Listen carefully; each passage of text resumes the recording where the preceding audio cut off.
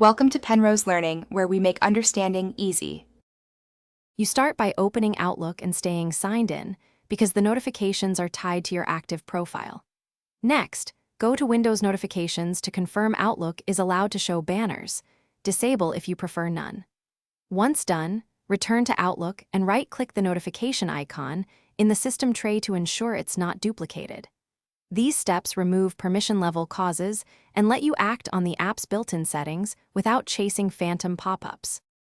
Now you focus on Outlook's internal controls to stop pop-ups at the source. In File, Options, Mail, Find Message Arrival and uncheck Display a Desktop Alert if you want no banners, or customize Sound and Preview to reduce interruptions. Then, create rules that move newsletters or promotions into folders without alerting you. This prevents trigger messages from spawning alerts.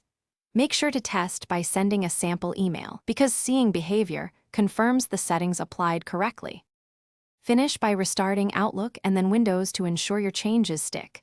Some notification caches clear only after a reboot. If you still see pop-ups, check for duplicate sources. Mobile sync apps, other email clients, or Outlook add-ins can generate separate alerts. Disable add-ins one at a time to isolate the culprit. Troubleshooting tip: if nothing works, reset Windows app notifications for Outlook, because corrupted notification settings often cause. Thanks for watching. If this was helpful, leave a like and consider subscribing. See you next time.